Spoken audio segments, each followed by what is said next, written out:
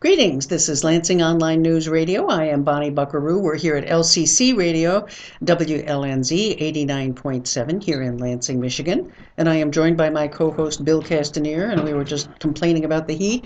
Boy, we just do endless complaining, Bill. First we complain about how dark and gloomy it is all spring, and then cold, and then now we're going to complain about the heat. Rain, ticks, ticks, yes. You name it, we're going to complain about it. Some of us discovered a tick at 1:30 in the morning. That Not me, so I don't know who it was. Does put a dent in your night when you have to deal with those kind of things in the middle of the night. Ugh. We should do a tick show. Well, at the rate I'm getting them, I think we might have to. I think they've now discovered, by the way, a new illness that's tick-borne. And I was reading about this last week. And guess what? There's no test you can take to find out whether you have it or the tick has it until you get sick.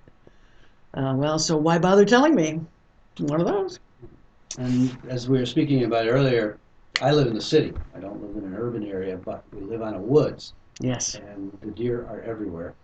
Oh, and when we went out to get the tweezers last night, a little family 5 raccoons went across the road.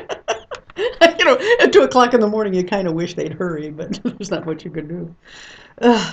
But the good news is this week we're going to have a jam-packed show, but I wanted to start with a few announcements that you have. You have an author coming to town, and has one of these what I call high-concept books, right? I'm not sure I'd call it that. When we first talked, she told me I wouldn't like the book because it was written for women. Right. Life lists. Yeah, life list. But I enjoyed it.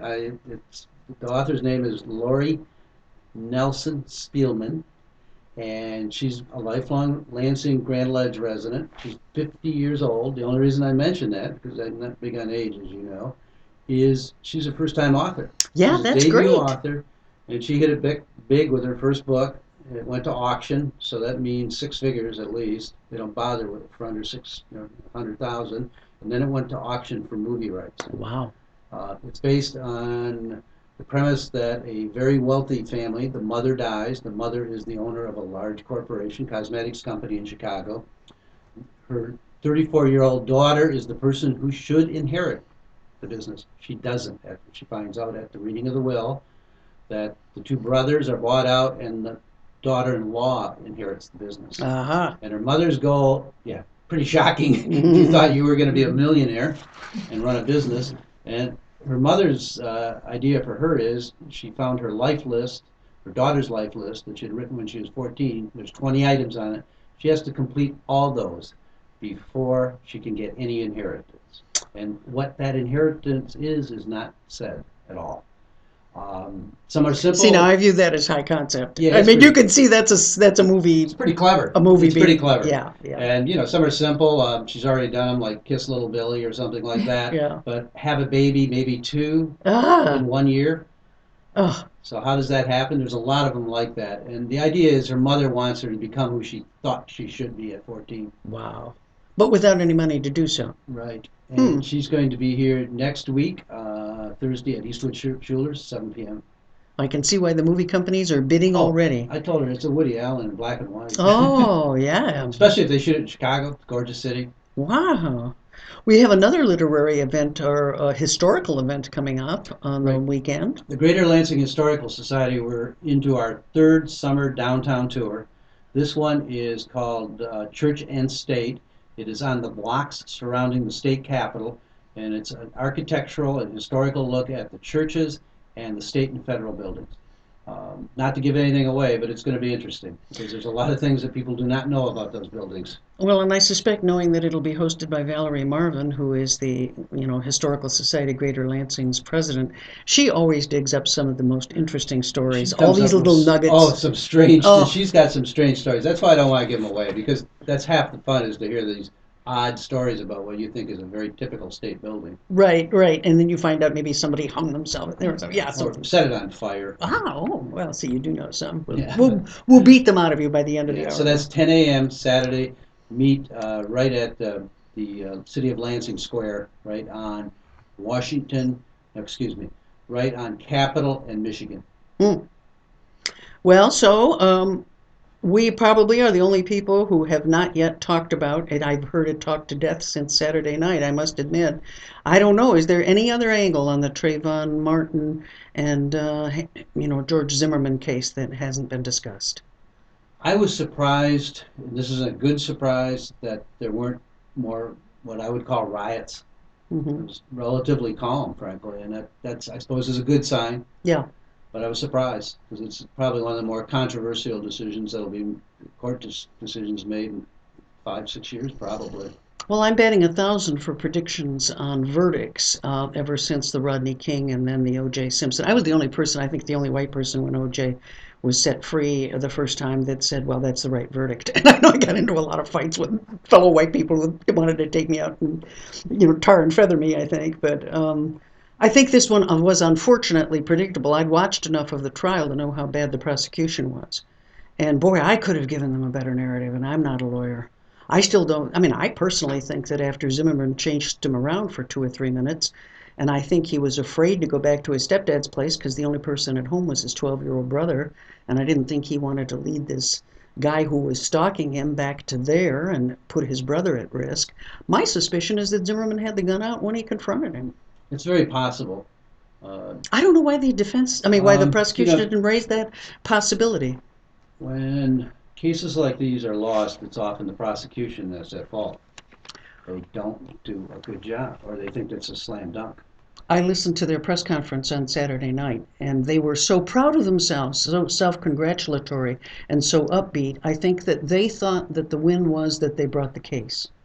That normally in Florida the case would never have been brought because it wasn't. It wasn't going to be until the hue and cry from bloggers and others and people marching around the country that demanded a prosecution.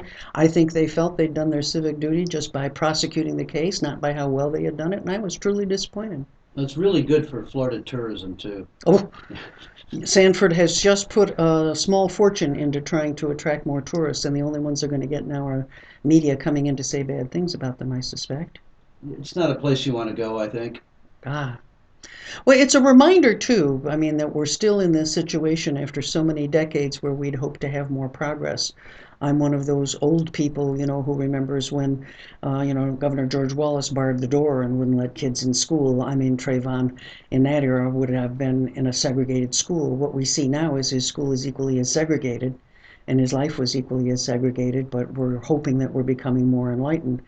The only way that some of the institutions change, however, is when we get the opportunity to be able to vote in new people and have a new leadership and deal with these institutions. And that's why I'd very much like to introduce our guest tonight. Barb Byrum is the Ingham County Clerk, and it's her job to make sure that all of us can vote and that everything that goes into the vote is handled appropriately and properly. When did you take over those duties, and what are you finding out? January 1st is when I took office, and it has been an incredible honor to serve in the clerk's office. And, in addition to elections, of course, the clerk does all holds the vital records and various other things. And So you had that copy of Obama's birth certificate? no, actually, we hold the vitals for those individuals that are born in our county.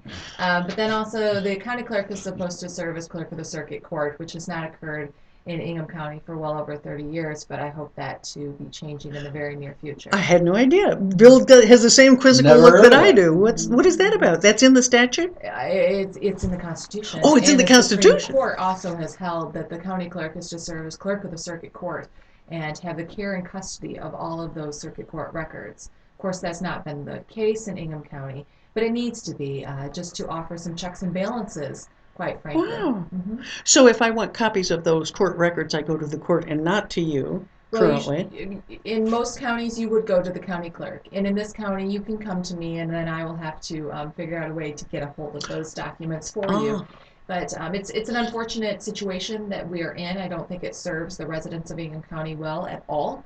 But it's a situation that I hope to see changed in the very near future. How are the courts going to look at that? Well, they're not exactly in total support. I think it's been described as a friendly disagreement. So we are working. We've been working for 7 months. I've been having meetings with Circuit Court and the Chief Judge and various others trying to get this issue resolved. It has not progressed at all, and I'm looking for alternatives in how to. Are records generally available online? No, I think so.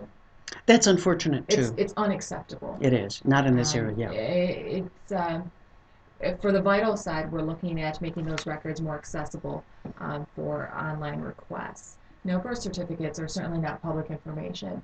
However, Isn't that odd, though, if you really stop to think about it? I mean, as little privacy as we have, the one thing I'd be willing to give up is my birth certificate because I probably wasn't doing anything bad back then. well, but those birth certificates hold the mother's maiden name, and sometimes that name right there is used on a lot of passcodes and passwords and stuff like that. But it's very specific information, and under statute, it's not public information. I know. So, in order to obtain that certificate, you must present a current government issued identification that can be photocopied. So right now, the county clerk offers the opportunity to print a request of a birth certificate and fill it out with pen and scan in your driver's license, let's say, and then email both of those documents to the county clerk. That is not electronic requesting of records. No. That is 1990 request. So I am looking to work with a new website company to develop a website for at least for the vital side, to allow true electronic request of records. Not that hard. You wouldn't think so. But technology costs money. Yes. And there needs to be the investment, and there needs to be the idea first. And I think that's where we're at now. Now we have the idea. We've had the idea since the moment I came into office. But now we're trying to figure out the resources and how to get that done. And also have election results online. The past year or so, those election results have been very slow to be posted online. They have. And I've had 2 elections already in my tenure as the clerk, and I've posted all those election results on my Twitter and Facebook feeds because I didn't know how else to get them out faster. Yeah. That's how I got them the last time. Yeah. And unfortunately, I might have to do that again this August election because I might not have the website ready yet. Mm-hmm. But I think we need to focus in the clerk's office on disclosure and providing information. If it's not public information, then we need to be able to describe what documentation you need to get that information. But if it's public information, we need to make sure that it's getting out there to the public. What's public about death? The whole certificate. That's what I thought. Mm-hmm. Now that's where I'm likely to get into more trouble. But that one's public. Okay, all right. Now you can get birth certificates 100 years after. So Right. Oh, is that you got to wait? You have to wait 100 years, but if you are mentioned on the birth certificate, so if you're the named father or mother or the individual born, you may obtain that birth certificate so long as you have government issued a photo identification. Are they still doing little baby footprints on them? That is what the hospital does. That's a novelty certificate. That's what I thought. Yeah. A lot of new Oh, I parents like those though. A lot of new parents think that that's their birth certificate, and unfortunately, the birth certificates are not that pretty. Oh. So it's fascinating to me that the birth certificates, the information that comes from the hospital, comes via snail mail right now to my office. Now, I think other clerks are getting it electronically, but I'm still getting it snail mail. And then, it's a fascinating office. Are you inundated by genealogists? We have a lot that visit, and we certainly provide the records that they request and work with them for their requests. I think it's fascinating, people that want to go back into their family history and find out what their great-grandfather did or their great-grandmother did and that sort of thing. I think I welcome them. They're fun. I'm just meeting regularly with my 95-year-old aunt who had a treasure trove of photographs. Oh, trying to track them up there, and she's really sharp to identify who these people are. Then you can use maybe Ancestry.com as well. Have you used that? Oh, absolutely. Ancestry.com. You can find the most amazing things on there. So I found out most of my family's dead. Yeah, yes. We're so close. It's the only way I find out if they go. I check them every once in a while on Ancestry.com, but they're pretty good about getting those death certificates up there fairly quickly. It's fascinating how certificates have changed and the information that's contained on those certificates over the years. And of course, we do the marriage licenses too. And in Ingham County, in all of Michigan, you apply in the county in which you reside. If the bride and groom currently reside in different counties, they can pick a county. Oh. Right? But each county clerk has different requirements for a marriage license. Ingham County, I inherited the requirement of a government-issued photo identification for the resident. Some counties require birth certificates for both, judgment of divorce or death certificates if they've been married previously. I mean, it's the whole game. I understand why you would want birth certificates, right? And that is so that you get the birthplace of the parents correct, because most bride and grooms make an error there. But right now, Ingham County only requires the the government issued identification. This is LCC Radio, WLNZ 89.7 here in Lansing, Michigan. We're talking with Ingham County Clerk Barb Byrum, and I can't wait to get to the real meat of why we've invited you, but this is so fascinating I can't give it up. To get off track. And it's quite interesting because I really did, I'm a member of the Universal Life Church. We atheists, they let anybody into this church, so we atheists have a home there.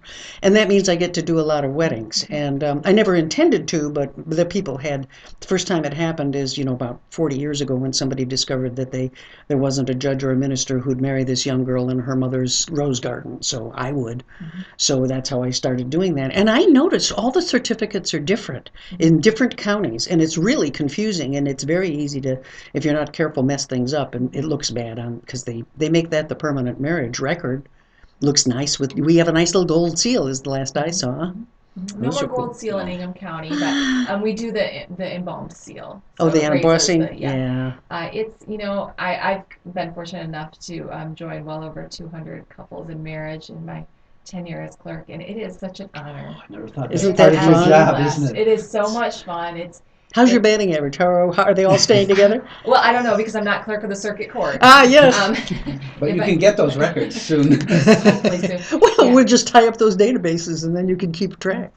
Excuse me. Yeah, it's an amazing honor to marry people. My last wedding ceremony was on Saturday, and it's just so fun, so fun. I've married many couples back to each other, which has been fascinating. Interesting. So, Second time around kind of situations. Yeah. Oh, interesting. Yeah, I think that's probably true. You do some interesting things. I do. It's fascinating. The clerk's office is fascinating. Of course, I'm here to talk about elections and redistricting reform, election reform. But the whole office, there are so many opportunities to serve the public better. Yes. And that's what I look forward to. Well, when I heard of the position at first, I thought, well, that's just kind of cut and dried. But it isn't really, especially in this digital era where you have so many things that you have to now convert and go back into old records and get them digitized and do all of those kinds of things. And the clerk's office lost all of those digital records. Last year, they were all deleted with a server.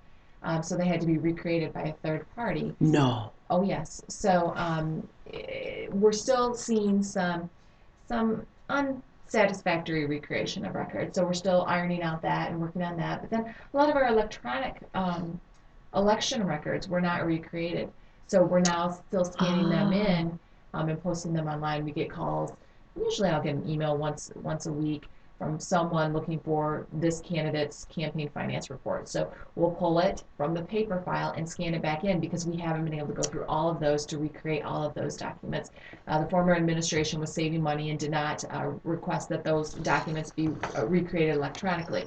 So now we're going through and doing that. That's got to be laborious. But it's necessary. Oh, absolutely. People deserve the opportunity to know where candidates' money comes from. And the disclosure is imperative. So anytime we find some records that aren't there, especially with the campaign finance reports, we get them there, and we get them there as soon as possible, usually within 24 hours. I use opensecrets.org frequently now. Are they tapping into your records, or do they maintain their own? I think it's my understanding that they probably tap into some of ours, but not electronically. We don't have the ability yet. I see. To send those records electronically. Just in January, I started accepting campaign finance reports via email, and people will attach a PDF. But then what I do is I print off the PDF and scan it in to the system, and our electronic data system leaves much to be desired. And later this week or next week, I can't remember which it is, we have a vendor coming in to look at how we maintain our vital records and campaign records and really look at making them more user-friendly. Yeah, the public demands it now, too. Absolutely. They get very angry if you can't get something online. Yeah. One of the things that the Edward Snowden case, I think people are confused about, they say, well, all my records are there anyhow. That really doesn't mean much that the government is sucking up all of these records. But I've been reading the book Big Data, and it shows that if you can hook one database to another, they now have more than a 90% accuracy rate in terms of being able to tell how you voted in the last election just by taking a look at the fact you did vote, who you contributed to, where you live, all of these other demographics and other things you've done. And because of the correlations, may not be causation, but it's correlations, Liberals buy certain books, buy certain cars, buy certain things, and conservatives have different tastes. And they're able to predict your voting record more than 9 times out of 10 now, just by using open public records. So the Yikes. idea we have a secret ballot is quickly going by the wayside. So there's all sorts of things that you can do when you can hook these databases together. Yes. So getting all that government data online is a good thing, and it's also going to be an interesting thing because plenty of people are going to be mining that to find out what correlations there are with other things you do. Did you see the recent snafu with DNA? Well, DNA records. Somebody claimed that you'd never be able to track anyone with those. Exactly, but you In can. 5 minutes, somebody had the person Yes. using public records. Yes. Oh, yeah. It came out of the book Rebecca Skloot, The Incredible Life of Henrietta Lacks. Lacks. Yes, Yeah. quite a book. Yeah, fascinating book. Yeah, wonderful. No, I mean, it's good news, bad news. It's a very interesting new world we're headed into. But to sort of switch gears and get back to the topic that we invited you for, one of the challenges I keep hearing people talk about is that they're hopeful that the 2014 election will allow people to make a change. If you're unhappy, go to the polls. That's the goal. We can change things, and we're a democratic country. But what we're seeing right now is that there are concerted efforts through gerrymandering and efforts to reduce access to the vote. What can county clerks do to push back against that? Well, as a county clerk, I am I was elected as a Democrat, but in the office I am nonpartisan. So it is my goal to make sure that all qualified registered voters are afforded the opportunity to vote, and all people who should be qualified registered voters are in fact registered voters. And so one of the initiatives that I am going to be pushing out this fall is working hopefully with the City of Lansing Clerk and maybe the East Lansing Clerk, because we'll have an increase in people coming to those areas with MSU and our other colleges, to make sure all of those people that are qualified are in fact registered to vote, their addresses are current, and just make sure people are registered to vote. That's, as the county clerk, make sure that proper people are registered to vote. It's the candidate's job to make sure they vote for them, but it's my job to make sure they're registered to vote and they're afforded the opportunity to vote, and that opportunity is not negated by any one or any certain practice. So when there is all of a sudden there's a citizenship checkoff, What about that? What is the current status of that? that cannot be on there. So no longer is there to be a citizenship check off. You no longer have to say yes, but rather it's in the declaration right before you sign, which is where it should have been to begin with, quite frankly. And that was a federal case that Yes. was decided last year, because it never should have been that extra step. Right. Because in order to be a qualified registered voter, you have to be a U.S. citizen. And quite frankly, if you're not a U.S. citizen and you are registered to vote, there's one office that's probably responsible for that, and that's the Secretary of State. Yes. So It was perceived by many as an intimidation tactic. absolutely it was. I can't imagine asking a veteran. But the crabby little ladies in Allerton Township asked me. Yes, ma'am, they did. They viewed me as suspect. So now it's They'd only known me for the past 35 years. Right. Yeah, they asked me too, and they've known me since I was, long before I was even born. They knew my mother, so that's voter suppression. It is. Being mean to people, and especially our students, if they're the first or second time voting, they could be turned away with just one mean individual. Yeah. And we need to make sure that we are having this as similar of an experience from one precinct to the next, from the UP, from lower to lower Michigan. We need to make sure that experience is as similar as possible. To that end, is there a uniform statewide training for the people that work polls? There is. There's a training for the county clerks and for the municipal clerks, but those poll workers are often trained by their county clerk or their municipal clerk, depending upon size. And that's where some of the changes occur, right? And so, at least in Ingham County, I'm really going to work to make sure that people that are operating the poll book, the electronic poll book, are comfortable with computers. Yeah. People that greet voters as they walk in are friendly. I just want to make this isn't where I vote. So I mean that's my goal. Right. At least that's my goal. And I just hope that people understand that they should not ever be turned away from the poll. if they're at the wrong poll, someone needs to help them know what poll to go to have their vote cast, because it's imperative that we afford every single qualified registered voter the opportunity to vote.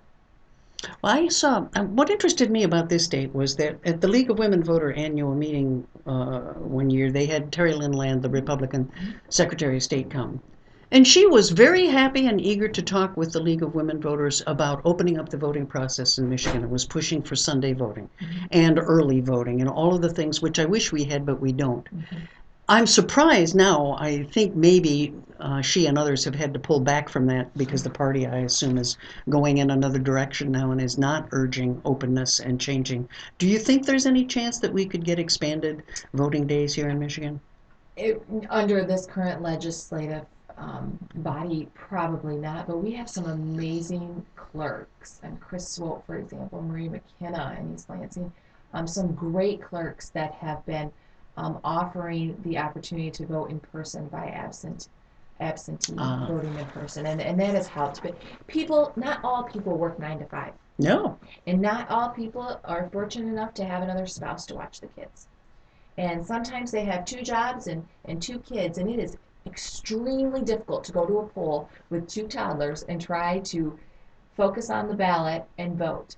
And I think we really need to look at no reason absentee voting and early voting. It's secure, in fact, perhaps more secure. Right. We need to look at those options. We really do. I'm hopeful that we will, because I think about that low-income single mother who's working 2 jobs. I mean, those of us who have the luxury, and it is a luxury. I mean, I work at the university. If I want to leave in the middle of the day, I don't have a class, I want to go vote, I can do that. I don't even have to ask anybody for permission. But so many people don't have that luxury. And when they get there early in the morning and the line is long, or they go there in the evening and the line is long, they may not be able to stay. They may have to get back home and, pick up the kids from daycare, do those kinds of things. So we've got to make changes there. How many people vote absentee now in Ingham County? I am not sure of that number. I am terribly sorry. Seems pretty high percentage. In Michigan, We're old, so. You're not old. You're seasoned. Michigan's in Michigan, in order to vote by absentee ballot, you have to be a senior citizen. You have to have a disability that would prevent you from going to the polls. You have to be out of town. It has to be against your religious. Right, there has to be a reason. You can't there just. has to be a reason right. to vote. It seems like a single mother with 2 children, that is a disability to vote. That should be a reason. Right. Yeah. And I mean, I'm fortunate in that my small little village, it's really easy for me to be out of the area. I mean, I just go to work and I'm pretty much out of the area. But people that live in Lansing, they may work in Lansing and they're not out of the area. So we need to have no reason absentee voting. When we've looked nationally too, what we've seen traditionally is that the voting equipment, the new equipment goes into the more affluent areas first because they're the ones and they have the money to put it in, and then it moves out to the lower income areas and they get the older voting machines that are maybe less efficient and they take a little bit longer, and the processes do. So I mean, everything seems to conspire to have a disproportionate suppression of low-income people, minority people, and I think that's so worrisome. I think we've really become aware of that as of the last election, and I think that is sort of the new Jim Crow, and we have to be very careful that we're not seeing these kinds of patterns continue. And it is the role of the clerk to help push back on that, isn't it? Right. And the clerks have been asking for updated voting equipment. I was at an association meeting and was shocked to learn that most of our voting equipment is 10 years old. Yeah. And that is concerning. I mean, that's just don't get those nice new Diebold's that don't keep any paper record. And that the gentleman testified. I watched him testify on the YouTube video in front of John Conyers, talking about how he could rig these in about 5 minutes and get any result he wanted. So the good news about the digital voting is that it will make things more efficient. The bad news is that we have to do more, I think, to have more confidence in the system. One of the things we hear about a lot is voter fraud. How much voter fraud do you see in Ingham County? We haven't seen any, because what the association had found, that I had heard testimony on last year actually, is those dead people that allegedly voted. When they went back to those records, it actually was not the dead person that voted, but rather the human person that scanned the wrong barcode. Before e-poll books, we used to scan the barcode of that voter. They scanned the wrong barcode. So it's not dead people voting, but rather live people making Errors. human errors. What are the rules now on registering voters? Because some of the changes in the law had made people nervous about voter registration efforts because they could be held liable. Right, absolutely. It was legislation that I fought and worked with League of Women Voters, quite frankly, on that legislation because it requires, it puts a lot of liability on the organization that's registering people to vote. And that's why part of my initiative in the fall is going to be myself and my deputies going out and registering people to vote because I worry that some nonprofit organizations are going to be reluctant to register people to vote because of liability. Exactly. And I think it would behoove the state and certainly the nation for clerks and their deputies to go out and make sure people are registered to vote. I have a class of incoming freshmen of 260 students that will be here at the end of August, and if I'm lucky, I can persuade them that it's as exciting to vote in an off-year election as it would be to vote in a presidential election. What will I tell them about how they should get prepared for 2014? You should invite your East Lansing or county clerk in, and we would love to register them to vote. I'm speaking on behalf of Marie McKenna, which I should probably tell her about tomorrow. But a study was done that if first-time voters actually see the voting, the tabulator, and how to actually vote, they're more likely to vote. So I can get that study to you actually, but it's fascinating. So what I hope to do is give them as much of the experience, the voting experience, as possible before they have to go in. Yes. I grew up going to the polls with my mom and voting. But not very many people do that. But not many people did. My poor boys both did as well. Well, you get to see her move in and move up as a result. Right. Yeah. And so I was fortunate enough to see a strong woman on the ballot, but also voting, and she took me to those things. And as a result, I knew the importance of voting. I knew to make sure that my voice was heard in more ways than one, of course. And I think it's important for parents to take their kids in, and I think it's important for clerks around our state to bring in all those young, new, first-time voters in and show them what the experience is. It's not scary. It's between them and the ballot. No one else should ever see their ballot. It's confidential, and make sure that they exercise their rights. We need a little YouTube too. So really, yeah, it always seemed a mysterious thing before I voted. Really, yeah, it was. It was intimidating. It was. What, am I going to do it right? Am I going to be? Will I make an idiot out of myself? Yes. Yeah, and younger people especially are afraid to look stupid. Yes, and I just did that the last time. I think I mutilated 3 ballots to get it into the machine. So it was one of those. So you can humiliate yourself at any age. Absolutely. Well, thank you so much for coming and talking with us. This has been fascinating. We've been talking with Barb Byrum, the Ingham County Clerk, and we hope that she'll be coming back frequently to help us figure out how we can encourage greater participation. I think that all the things we're learning nowadays are that we need more engagement by the community and direct action in every election, every local election, get more involved and be able to do those kinds of things to make the kinds of changes we want. Thank you so much for coming down here. Thank you. Thank you so much. Thank you. We are going to be switching gears, and we are going to be inviting in our guests who are going to be talking. There have been some recent changes that are occurring in the medical marijuana area, and we are going to be joined by Becca Hollandsworth of the C Randall Wellness Center, and we are there was a court ruling that came down on last Friday that I wanted to talk and explain a bit about.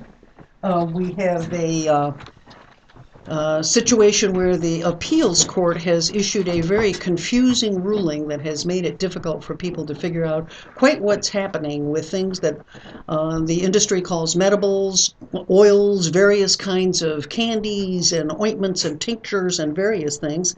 And Becca's going to tell us a little bit about the implications of that. And she is also joined by John of Cannalytics, he does some of the testing of these products, and it has implications even for are they going to be able to test. We're also joined by author Mike Stratton, who has written the book Everybody Dreams. We've talked to him about that before, but he uses medical marijuana in your practice. Is that right? No. You don't use it in your practice, but you have patients who are dependent. Yes. So what are you finding with your patients who use marijuana? Are some using it medically and are some just dependent, or what is the array of people that you're seeing? Well, there is an array, first of all. So there's some people who who've gotten their medical marijuana cards who are treating specific kinds of symptoms, so glaucoma, pain, that kind of thing. There are also people I've worked with who have been working on trying to get off of marijuana, who have been using it for a number of years and have become dependent on it, and have found some downsides to it, and so they're trying to stop using it. So that's there's the camera. Yeah, we have a webcam. Now people are going to get got seasick. A wide lens. We could This, all lean it in. does have a very We wide could angle lean in. lens. All Yes, right, we're going to good. have to lean. All right. Yeah, that's perfect. Now we'll get you to lean in. Hello. And so, what are some of the challenges that they have in getting off of marijuana? Well, it's such a subtle drug as compared to others. So it's not one that kind of steps in and destroys somebody's life. So part of it is that the subtlety itself of it is difficult. They kind of think, well, you can't get hooked on it, which is one of the big. A lot of people believe that. And the addictive potential for marijuana is very small. It's only 5%. But the 5% who get hooked on it really do get hooked on it. They have a hard time getting off of it. I often will say that a lot of the drugs, that kind of wreck a person's life one way or the other, marijuana isn't like that. With a lot of people, it just kind of hits the pause button. And so they'll find themselves 10 years later doing the same thing that they were doing 10 years ago and saying, geez, I'm having a hard time getting through school. I'm having a hard time getting a Typically better job. called, I know my The amotivational amotivational syndrome. Yeah, Yes. exactly. Yeah. Exactly. And so is that a major concern in the people that you see in your practice? Is it a significant proportion of the people that you see? Oh, definitely not. Definitely not a significant proportion of the people I see. The majority of people I see who are smoking marijuana are they like it, and it fits in with their lifestyle. They're not having a problem with it. Sometimes it's their spouse that's having a problem with it. Like, I'd like to see this person get off of it. But occasionally I do see someone who presents specifically with that problem. So what is your bottom line on things like the Michigan medical marijuana law? Do you think it's a net plus or a net minus? I think marijuana should be legalized. I think it should be regulated. I think it should be taxed. That's not a bad plan. Different. Oh, it makes all this. Yeah. That's what a lot of voters in Michigan thought they were doing. Exactly. When you look at the laws in the Netherlands versus the United States, it doesn't change the percentage of people who use marijuana, whether it's illegal or legal. So it's not, the laws against it are not keeping people from using it. Right. I don't think those numbers would really go up that much. I think there's a big upside for it to be regulated. I think it would assist people. It would assist a number of things. Research, for one thing, and it would also assist dosage levels. Right, which is what John does. Understand that, yeah, Very and you do much that. so. Yeah, Yes. talk about that. Well, I'm gonna have John answer right into that, Mike, for right now. There we go. I took over and I became. No, that's I'm fine. sorry. And we'll let you use that one. the dosage levels vary so much between different marijuana, depending on how it's grown, the different strains, or what form it's in. So that way, the testing is really kind of important to have out there, so that way we know what level we're taking in, how Especially it might when it's affect processed. us. I mean, in addition to Yes. the variation in the grown product, some of the medibles that are created and so forth can have different levels, and oils can have different levels. So you do need that testing. Cannalytics, is that your role then, is to do that testing? Yeah. Well, that's kind of where we've been cut off, though. Right. John is wonderful when it comes to the scientific and the breakdown, the dosing, and the reading of all of the profiles done. Two things. One, I do want to rebuttal you, sir, with great respect. Sure. The C Randall Memorial Wellness, just to give you a brief history, Robert Randall was the first medical marijuana patient ever in America. Mm-hmm. And I was blessed to be chosen by them to continue on his mission and vision. And when you talk of addictive nature, there is no physical addiction to medical marijuana. It's a mental addiction that some people feel that they need it as a tool. So Behavioral dependency. exactly, it's more of a Like behavioral than a chemical, and that's I don't know that it makes much something- difference. It well, does. When you're talking to patients, that can create a huge fear. There's already a very large stigma against medical marijuana. And when you look at the lab and the things like that, you can really tailor a person's care plan. For example, if you have a patient who's dealing with too much being lethargic and not energetic, and they just are kind of laying around, my first response would be, what strains of medication are you using? Because there are a lot of the forms of marijuana that are going to give you an upbeat buzz, and you're not going to want to sit on that couch eating your bonbons and doing nothing all day. The ruling that came down in the courts makes edibles unusable, as the state We think. now, yes, is what they're stating.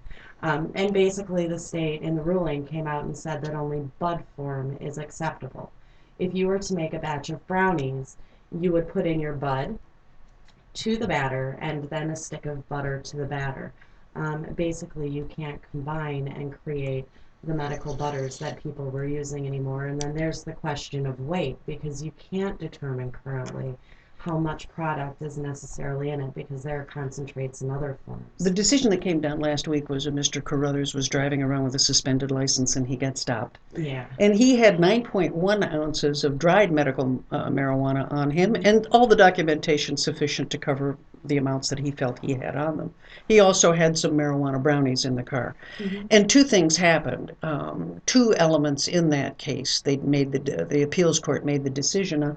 It was the idea that the canna butter, where you had already infused the oils from the resins from the plant into the butter, had been used to make the medical marijuana brownies, so therefore it was illegal, because the only medical marijuana legal in Michigan is immediately usable from the plant itself. If it goes through this intermediary step, then supposedly it's not legal. So that leaves things in a bit of confusion, but they did say another part of the medical marijuana law, which is Section 8, might still cover you, because you could have an aggressive defense if you're arrested and say, well, there is this Section 8 section where it said we don't want people prosecuted for using medical marijuana. So you might still be protected. But the problem with that is that you're still going to get arrested. You're still going to have to go to court, and you're still going to have to pay huge legal fees. And it leaves just this huge area of confusion again that's made it so difficult to know what's happening. And what we're seeing is that a lot of these are coming out of Oakland County. I've started talking to some of the attorneys around the state. And the attorneys in Oakland County are really busy, because Having a lot of cases they're, down in that area. they're telling the police down there, if you see anybody with marijuana, arrest them and we'll figure out something we can charge them with, is what it looks like, because they're testing every possible permutation. And I think what's so difficult for people is the uncertainty. You know, you don't know from day to day. You have a card, you have something that supposedly is legal under the law, but then you get stopped and you find out that your life has been destroyed, because now you're in danger of being prosecuted for this. Well, I got a with question that for Michael ruling- first. Yeah. Go ahead. Michael, just the obvious question, I guess, for someone that does what you do in therapy and counseling. Has there been an uptick in cases you see because of the medical marijuana? Oh yeah, definitely. Well, and it's been interesting in a couple of different ways, because one way has been an uptick in the use of it, but also an uptick in people being interested in the manufacturing and in the marketing of it. When the row of how many dispensaries were there? 57. 48. Yeah, and up and down Michigan Avenue, a lot of young adults, older teens that I was meeting with, that was their dream. That's how they were going to access a certain level of lifestyle that they didn't see available to them in any other way. That they thought that this is really what I want to do. So there was an uptick in that. I did see an uptick in people who were in recovery, you know, quote unquote, people who were alcoholics, heroin addicts, and stuff like that, who said, finally, I can get a medical marijuana card, and I can use something that's going to help me take the edge off that I would use these other drugs for. I saw a lot of misuse with some physicians prescribing, regardless of someone's substance abuse history, and regardless of age even. I saw 17 and 16-year-olds who were coming in saying, I got my card. I was like, how did you possibly get your card? But they were doing it more as a political statement than as a medical thing. They were given a sheet. Here, do you have any of these symptoms? Pay me X number of dollars and I'll there's Now, your did you hope. have any patients who had previously suffered from depression or PTSD or other conditions that might have been aided by this, who then Yeah. medicated through marijuana as opposed to pharmacological medications? Yes, and here's one of those chicken egg things that what we are seeing, we're really starting to see better research just in the last few years about the impact of marijuana. And a couple of things that are coming out very clearly. One is, this won't be a surprise to anybody, but with young users, it is pretty destructive. It really does seem to really slow their development. We see cognitive impairment. We see a difficulty in a drop in their grade point average, a drop in their IQs, a drop in their or an increase in their dropout rate, and a decrease in their life satisfaction. And that's over 1,200 students from the University of Maryland that were studied over a course of a number of years. So we're getting better research for some of the stuff like that. Was it causation or correlation? Well, that's the question. That's the chicken and That's egg a question. really great question. There's a great line in Quentin Tarantino's movie, was it Jackie Brown, where Samuel Jackson says to Bridget Fonda, he says, "Don't smoke so much of that stuff. It'll ruin your motivation." She says, "What if my motivation is just to get high?" This is LCC Radio, WLNZ 89.7 here in Lansing, Michigan. I used to go down to Washington for what were the National Institute of Justice meetings when they were starting to track cocaine and crack cocaine. Was part of a drug task force that worked on some of those issues in terms of the research side. And I remember when Daryl Gates stood up there and talked to the group and talked about how if he had charge of the drug policies, and at the time he kind of did because it was the first Bush administration, what he wanted to do was tattoo addict on the forehead of anybody found with any substance, including marijuana. So it wasn't necessarily the most enlightened group I'd ever worked with. But the problem that they kept having was this correlation problem and correlation and causation, because the greatest gateway drug for drugs like heroin and cocaine, of course, is milk. I mean, you put a baby on milk and those little guys grow up and they use heroin and cocaine, and the statistics will bear you out. And it's just, I mean, so I mean, we have to be very careful about what's causation and what's correlation, because kids that may find certain, even sort of the ritualistic side of marijuana use, that may be part of the attraction. Well, there's that question about whether there's high associations with marijuana use with depression and anxiety, and that is the question. Are people that are more anxious and depressed more likely to use marijuana, or is it something that activates that in them? Or are they self-medicating? Have you ever heard of the Granny Storm Crow list? Nope. The Granny Storm Crow list, actually go on Google. I recommend it to everybody. It is basically all of the studies done worldwide on medical marijuana. It approaches subjects from every form of cancer you could dream of, anxiety, depression. There's a slew of studies that have been done worldwide, and I would strongly encourage you to go there to check out. Medical marijuana has been shown in studies done around the world numerous times over to have lots of effects. Actually, anxiety and post-traumatic stress disorder were brought up at LARA. For LARA, which is the Licensing and Regulation office here in Lansing, Michigan, for the state that authorizes caregivers and card they holders. found that post-traumatic and those type of issues were approved, and then ironically, of course, the state dismantled the board and then re-put it together. So now we're going to have to reapply for post-traumatic stress disorder. But at that hearing, it was study after study, and so I really encourage you to come down to the Randall Center and to definitely take a look at some more resources, because I have to be honest, you are terrifying me as you speak. No, I'm honest. Here's the thing, is that as you're talking, what's the difference? Is it causation? Is it behavioral addiction or physical addiction? There is so much stigma right now, and there is so much controversy right now that we really need to make sure that the facts we are putting out to the public are very backed up, and that there is a definition. Because if I were somebody who had never used this as a medication, and I sat here and I listened to your interview, I'm going to be honest, I certainly wouldn't try it. And that petrifies me, because I work with people from all over the state who come to me on a first-time basis and they say, "Becca, I've never tried this before and I don't know, but I am facing death. And so I'm going to give this a shot." And so my concern is just when you express those, please be very articulate with how you express it, because there are patients that are dying. Certainly. And the joke about the legalization, I'm telling you that for the last 3 days, I have had maybe 3 to 4 hours of sleep a night. This ruling is not a joke.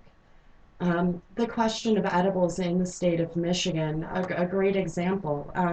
I do a youth support group. My center actually focuses in pediatrics, and we do receive the majority of pediatric patients in Michigan for medical marijuana that come to my clinic. And to be really honest, the ruling, the majority of these patients use a form of the medication that is non-smoking, non-bud. With the ruling that we're facing, The CBDs, though, it's not even, it doesn't it cause a does not euphoria. matter.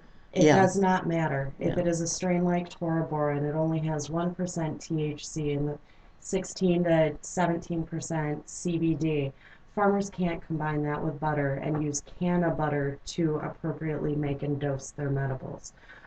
The impacts that this have had, I have had nurses that reach out through hospice, through our center, call me and ask me today, Becca, what do we do for our patients that we have in hospice? You know, if we can't give them the edibles and we can't give them concentrates and we can't give them all of these forms that they're currently using, what do we do? And my reply is, according to our state, you're supposed to tell them to smoke a joint. And the reply back to me was, Becca, you can't smoke a joint. You know that in hospice. And I said, well, that's what the state's saying. That's the reality. I There's am such now confusion on facing all of the this. use. I have a little man that my office just adores, and he is 4 years old. And I have watched this little boy make immense progress. And now his parents and the people who work with his parents to stop what he's dealing with are now looking at some really serious danger. One Legal thing, danger. legal danger. And you brought up the youth thing, and I really want to touch really quick. Granted, the studies in America, we aren't able to track longevity. However, there is studies done on longevity in medical marijuana. If people look at the federal IND program, which Robert Randall obviously helped get going, these people have been receiving medical marijuana from the government for 30 years. And they're not reporting mind loss because they can't, think they burn up all their brains. These people are certainly not sitting on their couches eating bonbons. I mean, people really have to be sensitive to this. Well- It's not a joke of, haha, that brownie tray is now illegal. It's the caregiver who has the courage to grow this plant under the stigmas, under the persecution, is risking prison time to assure another person being safe. And the state's taken away that access. Well, one of the things I'd like to bring up is that we treat drug use among children very differently depending on what the drug is. I will kill for my caffeine in the morning. If they ever make that illegal, Amen. I'm just warning the police that I will be the guy with the AK-47 and you're going to have to come to my house and try to get my caffeine and pry it from my cold dead fingers. Right. Amen. But we don't, how do we handle caffeine use in children, right? We don't see, if you go to a restaurant with your 5-year-old and order a cup of black coffee for your child, you're going to have such social shaming that you're not going to do that. The waitress is going to refuse to give it to you. People are going to give you the stink eye if you try to hand that coffee to the little. I mean, we have ways of informal social control that we handle a lot of the substances that kids have. There's a difference between marijuana as medication. I know there's young people who have a condition called epidermolysis bullosa, which is a horrible disease. Your tissues literally fall apart internally and externally, and most of these people don't live to the age of 25. And that drug has been helpful for some of these kids. So that may be those kinds of cases where, from your perspective, it's all individualized, isn't it? Well, it's very interesting because there's we need to make some distinctions because we're talking about marijuana as a medication. We're also talking about the dependency and abuse of marijuana, and those are different things. Yeah. Very much There have been, in fact, there was a local longevity study that was done over at Child and Family Services, and it started about the year 2000.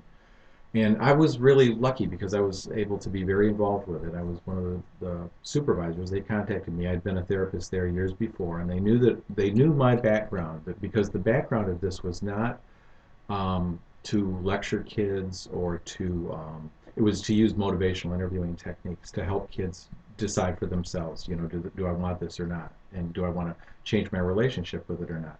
But we looked at kids from age 12 to 21 and studied them over a course of a number of years and looked at what worked and what didn't work with them, and also looked at who was likely to develop a problem and who wasn't likely to develop a problem. And we did find two things that were kind of markers for someone who was likely to develop a more serious substance abuse issue. One of them was the age that someone started to use. If someone started to use at age 15, they were 5 times more likely to develop a problem than if they waited until they were 18. And that's just the brain is developing during those years, and That there's goes something. for alcohol too. That's Absolutely. not just marijuana, though. Absolutely, I mean, that's alcohol, that's cocaine, that's anything. So 15-year-olds shouldn't, come out of this thinking, wow, I should be able to use stuff safely. And a lot of them do. A lot of kids do, and some pass through that and it's not a problem, and some do really get a problem. But the second marker was trauma. That kids who'd been traumatized, including divorce, but kids who'd been exposed to violence, who'd been victimized, all kinds of things, were a lot more likely to develop an issue with it. I would imagine that would be there would be some sort of causation problem there. I think that's why there was such consternation when that attempt to try to have PTSD added to the list of conditions that medical marijuana could be used for was just abandoned when the state apparently decided it wasn't coming out the way they wanted, so they dismantled the board. They dismantled the board. I went down there on a cold spring day with my video camera at the hearing and heard these horrible stories from veterans who, they will medicate regardless of whether it's legal or not, but they're running a horrible risk. Do you remember the mom who addressed the board, and she said, I don't even know if I have post-traumatic stress disorder, but this is what helps me function. As she had watched her child die. Yeah. There's just that kind of trauma is so difficult to touch and to treat. Well, one of the things that seems to be coming, I guess, more obvious to me is, and Michael, you talked about it because you support, Becca, you support legalization, is if it was legalized, we could have these discussions in a broader way. Right. In a public way. Yeah. And people could step forward and say those things without criminalizing themselves, frankly. Mm-hmm. Go ahead. What were you going to say? You've been very quiet. I was just going to throw in there, that, I've used medical marijuana myself to treat post-traumatic stress from getting robbed last year. And I have to drive by that place every single day on my way to work, and that's one of the things that does help. And I've been on antidepressants in the past and using medical marijuana and other techniques too, because it's not just, you want a whole body approach to everything. But with the use of that, I was able to get off of the medications that were slowing down my metabolism, had me up over 200 pounds, and I'm not a guy who should weigh 200 pounds. Not unless you grow another 2 feet overnight. So, I've had some significant benefits in those ways. To those specific issues. I wanted to ask you about that, Mike. People in pain and in trauma will self-medicate with things that are both good and bad for them, and they will try out a variety of different substances. Oh, yeah. Overeating is, just as bad. I know. Or going home with the wrong guy every other night. There's all kinds of things that we can do to try to deal with pain. There are many, many, many behaviors that someone can get compulsive over. Yeah. A lot of them, like I do with jazz, So I've got a jazz show now. I've done something productive with it, but it's out of hand. It's crazy how much I know about jazz. It's unfortunate. That's what we call expertise. Embrace it and move forward. Yeah. So, but anyway, but you're right. There's lots of different issues that people raise with that can cause problems. Let's hope they don't make jazz illegal, or you're going to be like me if they do it to caffeine. These are the challenges we pick, and Becca's right. Part of the challenge is the stigma that goes along with certain kinds of behaviors. Mm-hmm. Quite honestly, ours is a society that if you become a workaholic, and you spend 16 hours a day browbeating other people and rising to the top of the corporation, that's considered okay. Yeah. That's a healthy, well, it's not really healthy. I mean, so we have to, I think, as a society, have a more sophisticated discussion about these Absolutely. things. And I'm very happy to Yes. have had our guest tonight, Barb Byrum, the Ingham County Clerk, Mike Stratton, all local author and therapist, and Becca Hollandsworth and John from the Randall Wellness Center, and also from Cannalytics. You're not John. I got the name. No, you I got it right. John. Okay. John. And we will be back again next week. This is Lansing Online News Radio, LCC Radio, WLNZ, here at 89.7 in Lansing, Michigan. Tune in again next Monday night and catch our webcast on LansingOnlineNews.com. No Perfect. disrespect, Smith, but you mortify